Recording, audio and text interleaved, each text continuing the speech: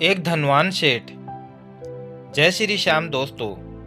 क्या आपने कभी सोचा है कि मेरे इस मानवीय जीवन का क्या अस्तित्व है?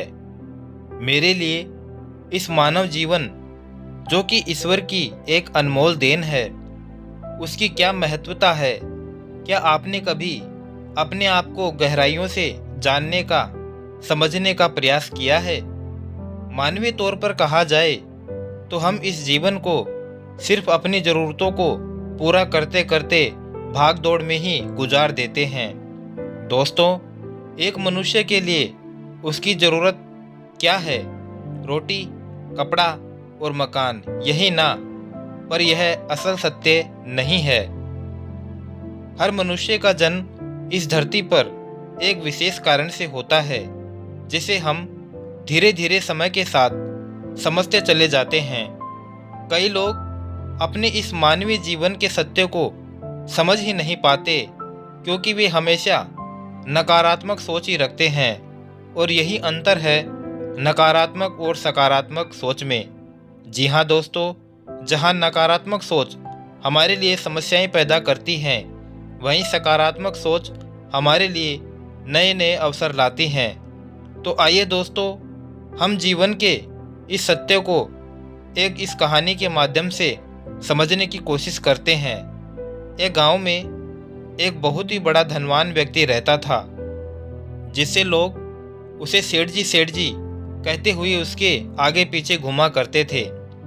उस सेठ के पास अधिक मात्रा में धन संपत्ति थी, जिसके कारण उसके सगे संबंधी, रिश्तेदार, भाई बहन हमेशा उसके घेरे में रहते थे।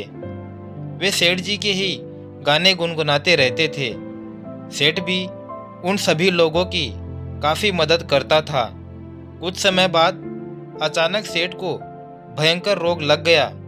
इस भयंकर बीमारी का सेठ ने बहुत उपचार इलाज करवाया, लेकिन उसे कोई फायदा नहीं हो सका।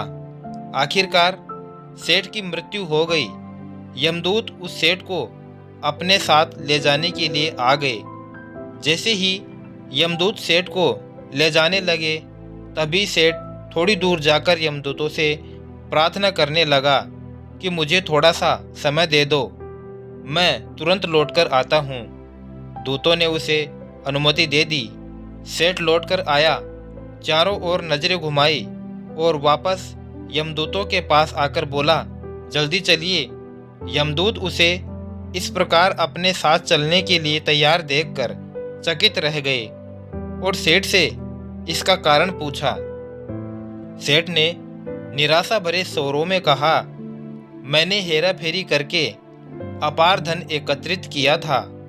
यही नहीं, लोगों को खूब खिलाया पिलाया और उनकी बहुत मदद भी की। सोचा था कि वो मेरा साथ कभी नहीं छोड़ेंगे, और अब मैं इस दुनिया को सदा के लिए छोड़कर जा रहा हूँ, तो वे सब बदल गए हैं। मेरे लिए दुखी होने के बजाय ये अभी से मेरी संपत्ति को बांटने की योजना बनाने में लगे हैं। किसी को भी मेरे लिए जरा सा अफसोस नहीं है। सेठ की बात सुनकर यमदूत बोले, इस संसार में प्राणी अकेला ही आता है और अकेला ही जाता है। इंसान जो भी अच्छा या बुरा कर्म करता है, उसे इसका परिणाम स्वयं ही भुगतना पड़ता है। दोस्तों, हर मनुष्य इस सत्य को समझता तो है, पर देर से। दोस्तों, हम इस बात को अपने जीवन में भी देख रहे हैं।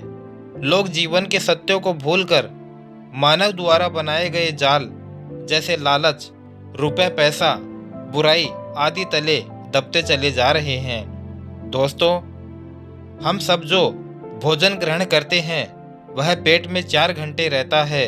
जो वस्त्र पहनते हैं वह 4 महीने रहता है।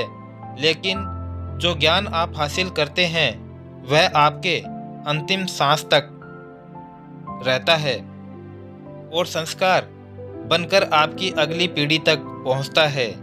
ज्ञान का बीज कभी व्यर्थ नहीं जाता।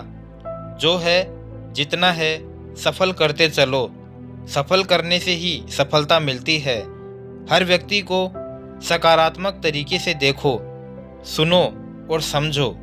हम जितना ज़्यादा पढ़ते हैं, सुनते हैं, समझते हैं, हमें अपनी कमियों का उतना ही ज़्यादा एहसास होता है और इसी कमी को दूर करके हम सफलता की मंजिल की ओर अपने कदम बढ़ाते चले जाते हैं। क्या लेकर आया था जो क्या लेकर जाएगा, कर कुछ ऐसा काम जाओ कि नाम अमर हो जाएगा। दोस्तों, आपको बस यह करते रहना है। कोशिश करो कि कभी गलत काम नहीं करना, किसी चीज़ को लेकर ज़्यादा लालची नहीं होना और जीवन को आनंद पूर्वक जीते चलो। तो दोस्तों, उम्मीद करता हूँ कि यह कहानी आपको पसंद आई होगी। तो एक प्यारा सा लाइक करें और साथ ही साथ चैनल को सब्सक्राइब कर बेल आइकन ज़रूर प्रेस कर लें, ताकि आने वाले नए वीडियो की नोटिफिकेशन आप तक सबसे पहले पहुंच जाए। वीडियो को अंत तक देखने के लिए आपका दिल से बहुत बहुत धन्यवाद। जय श्री श्याम।